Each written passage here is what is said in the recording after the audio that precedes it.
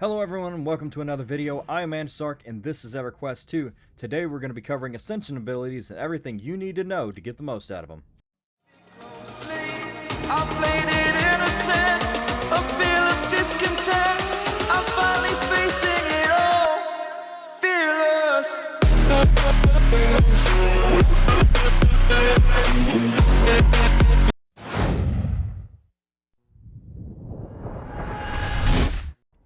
Ascension Abilities are class-agnostic abilities. It means that any class can use them. You have 4 different Ascension Abilities: Geomancer, Etherealist, Elementalist, and Thaumaturgist. Each Ascension class brings its own flavor to the fight, and it allows you abilities that you would otherwise not have. In today's video, we'll be delving deep into what each class does, how to get them, how to max them out, and how to use them effectively. All Ascension classes come with a form ability. These convert all of your abilities to a certain damage type. Geomancer does crushing, Etherlord does magic damage, Thaumaturgist does disease damage, and Elementalist does cold damage. All form abilities give you fervor. They come in level 1, 5, and 10, which is the max. The fervor is upgraded by the level of the spell.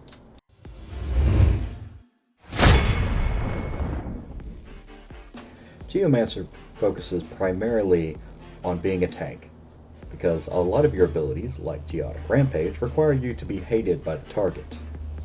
Some of your abilities do stuns, some of your abilities do roots, some of your abilities decrease the combat mitigation of your target. One thing the Geomancer can do is give a ward to the whole group, and even though it takes a while to cast, they can remove troublesome effects on the group. One of the best parts about Geomancer is Accretion. Accretion is interesting because, as we'll watch here, when I cast it, it takes a little while to cast, but not too bad. It's good to use right before you go into combat, but if you watch the fervor, it ticks 6 times and increases as you go along. You can see it's going up, and you'll get a thing that happens around you. Now, it gets me up to about 190 before it runs out. Really good to make you stronger as you start fighting. Stone Soul increases the damage and healing profession combat arts by 14.4, while Earth and Phalanx does the exact same thing on the group. Bastion of Iron is kind of like Earth and Phalanx and Stone Soul, but it's very specific, as it increases the damage and healing done by profession abilities that naturally deal crushing, piercing, or slashing damage. To be 100% honest, I don't use these 3 at all. They don't last very long. A skill that could be slightly useful if you use it in the right circumstances could be Terrain Destruction. Terrain Destruction has a 44-second duration, so it's going to last a decent amount of time, but you definitely want to cast it before you go into battle. You're going to need to wear the anti-stifle rune on your belt to get the full effect, because you will be stifled for a good bit of time if you don't. And the ability that wins the prize for being completely useless at a casting time of 3.5 seconds and lasting only 5.8 seconds with a reuse time of 4.5 minutes is going to be won with Stone. It increases your crit bonus over cap, not your crit bonus, by 1.8 for every 1 point of the caster's fervor over cap. Here's the thing. Unless you are completely maxed out on both of these and you want to just give it a little bit extra, then that is going to help you. Other than that, it's a very useless skill. All in all, Geomancer gives you a lot of utility, but doesn't really add a whole lot of damage in. It's good for tanks because the utility is good because you're going to be casting mostly your own spells and not Ascension spells.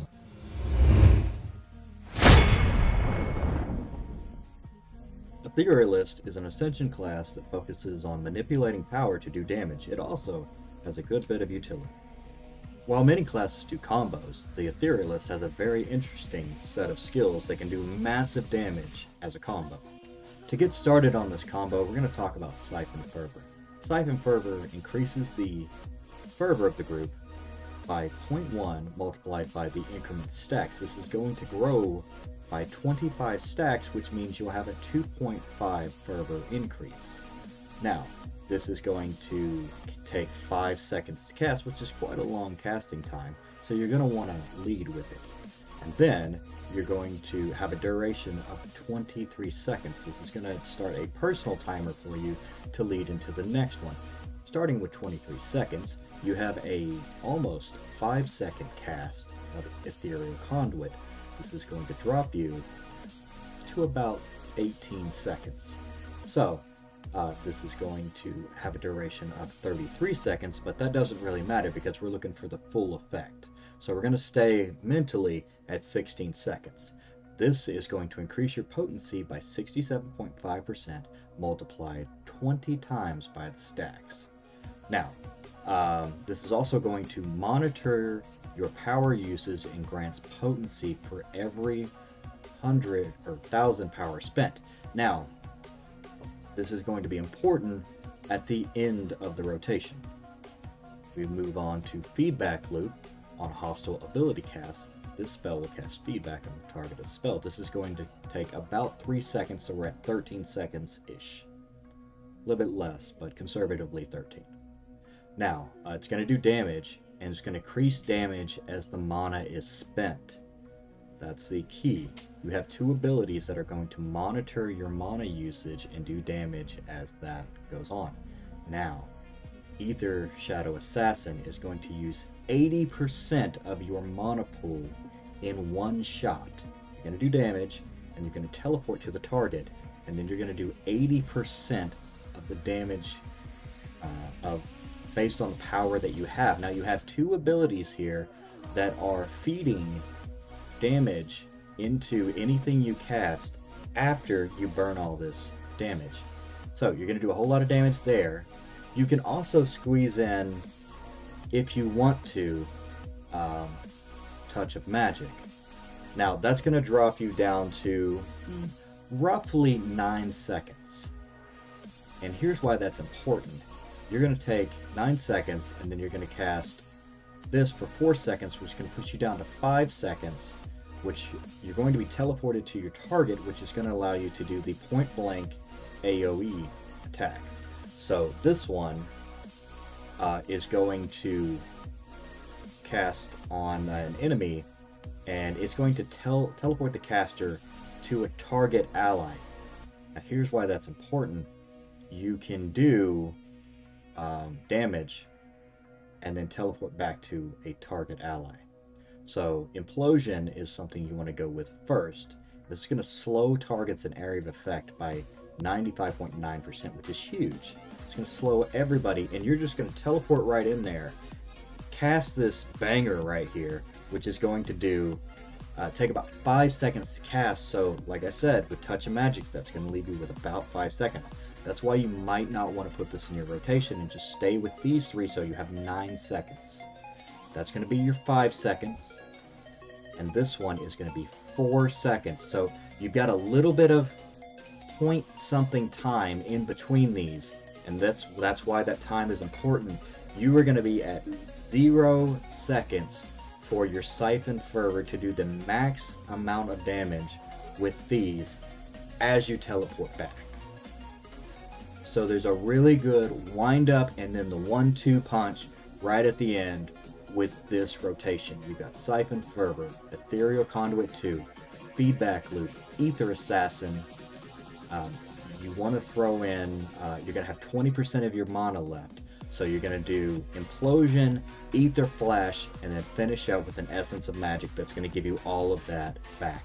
Because this one takes 2.43 seconds, but you're not going to have the time to cast that and get the full effect of the 2 point-blank AoEs. That's going to give you your power back, and you're going to teleport away from the boss. That's going to be the best way for Etherealists to do a massive amount of damage working with just their Ascension abilities. Another interesting wind up and punch you can do that will use Touch of Magic to its full ability is going with the Touch of Magic first, Cascading Force, which is going to cast, it's going to take 5 seconds right about 5 seconds to cast, which this one will give you 17.4, so that's going to give you 12 seconds after you cast Cascading Force. And then you can go with Compounding Force. Compounding Force is unique in the fact that it does a trigger combination with itself. So that means that you can cast this ability that hits for 5 times, and then you can immediately follow up with your extra fervor and your extra ability double cast, and then you can compound that over and over again for the whole 12 extra seconds that you're going to have, which is, this one is a really quick cast at just under 3 seconds. So that's 3, 6, 9, 12. That gives you 4 times you can cast that. Monoschism is an interesting ability because it does less damage as the enemy loses power. Now, one of your abilities here, Aethermancy, drains 50% of the target's current power and increases the potency of the group based off the power drained. So those kind of work against each other as you're casting. Another ability, Recapture, gives a friend group member the ability to clear the reuse. Has about a 4% chance, which increases as you level, but base apprentice level is 4% chance. Clears the reuse time on a trigger ability. That means that any of the abilities that that person casts can clear the reuse time on it. This happens once every 20 to 30 seconds, and I believe that increases as well with the level. For a high damage spell, you're going to use Levin Bolt. Now you can follow that up with Focus Blast, which has a slightly longer recast time than Levin Bolt, but you can clear the reuse on Levin Bolt and cast it again. And a very niche spell is Ethereal Gift. This doesn't stack from multiple casters. What it does is it increases the group member's fervor by 20% of the fervor spent by the caster and reduces the caster's fervor by 50%. Now the problem with that is that all of your abilities require fervor to do more anything. So reducing your own fervor by 50% is not great. Now this doesn't mean your total fervor. This means that if you have 300% fervor, you will then do 250% fervor, not 150. So it is a percent in itself. So anything that says percent on a skill that has a percent is only going to reduce it by that much and not by, you know, that percent of the entire amount.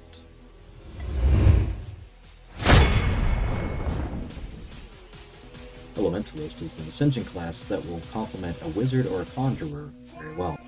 Some of the hallmarks of the Elementalist class allow you a limited pet. You also have an Until Cancelled ability that gives you 13 fervor, increases as you lose health. Glacial Freeze, which is going to reduce the effective level of the target by 1 and do damage and reduce strike through. Thermal Depletion is going to reduce the fervor of your targets by the entire group hitting them by 0.1, and it can do that every second. Phoenix Rising, on hostile ability cast, it will increase your ability double cast by 45%, which does actually mean 45% of the number that is shown. Another ability, Brittle Armor, will decrease the combat mitigation of your target by 215 or a scalable amount depending on the level, up to 24 times on a scaling increment, and it casts every 1 second while lasting for 24 seconds, which means that this will cast whatever that number is 24 times, stack it.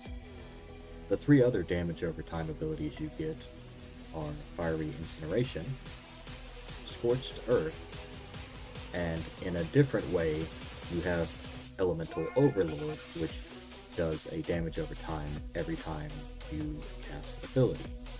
Elementalist is also something that tanks can look into, as you have 2 abilities to decrease the combat mitigation of enemies. This one, Dominion of Fire, does it in AoE, but you have to be hated by your target.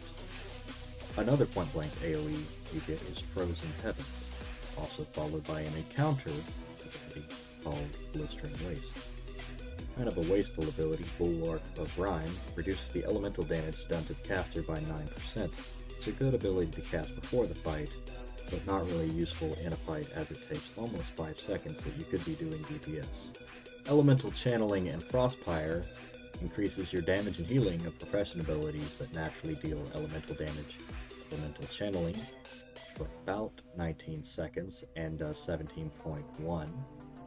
Frostpire works for 23 seconds and does 7.2, which, to be honest, isn't really that great. You should probably avoid this skill since it takes almost 6 seconds to cast. And to wrap it all up, we've got Wildfire. Does a significant amount of damage, only takes about 2.5 seconds to cast, but it does take 4 seconds to recast based on your recast time. The synopsis of Elementalist is a lot more damage with no frills.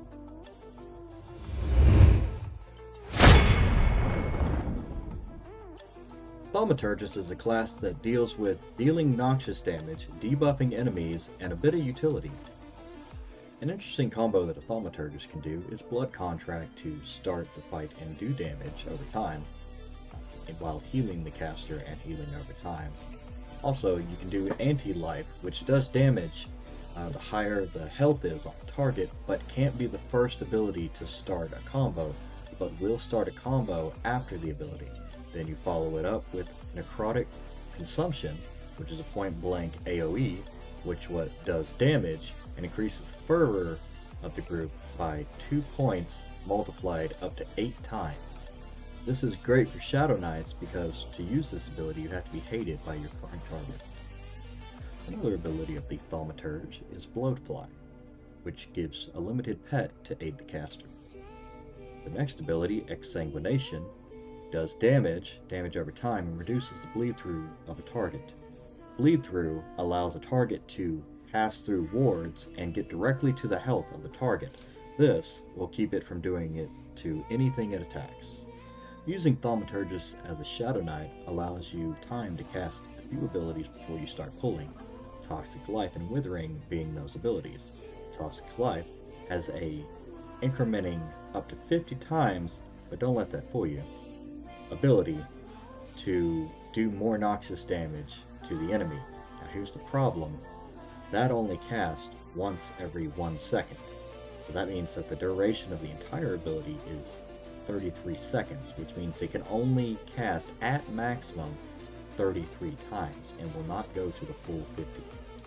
Following that, Withering increases the damage done by area of effect abilities that do noxious, which is a large portion of what the Shadow Knight has. Tainted Mutation is a very interesting take on the old Inquisitor's ability to decrease the target's health to 1.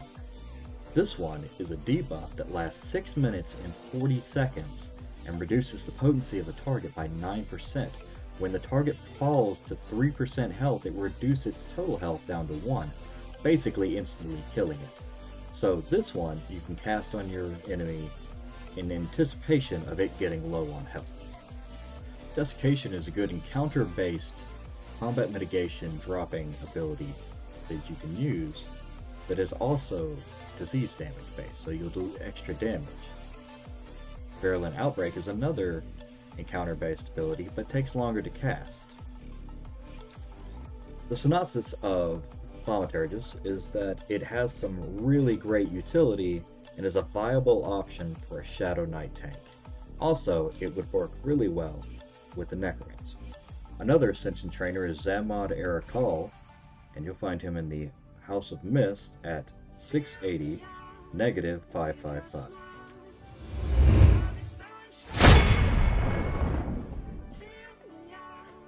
For Etherealist, head to this platform here at -381, -558. Then you will talk to Miragol, and he will give you the Ascension class for Etherealist. For Elementalist, you're going to want to see Najina. That's going to be at 783 and 1000. For Geomancer, head to Nysalona and talk to Arenal Tolrin. The coordinates are going to be -229, -232. For this Ascension class, you may have to do the timeline to gain access to the class. And finally, for Thaumaturgist, Chusooth is going to be at 669, and 1418. Shusu also requires you to do the quest line. Thank you for watching the video. If you enjoyed this content, please consider supporting the channel through Patreon. You'll get access to official A-Game merchandise and special subscriber-only content when it becomes available. But the best thing you can do is share this video. Thanks. I played it innocent, a feel of discontent.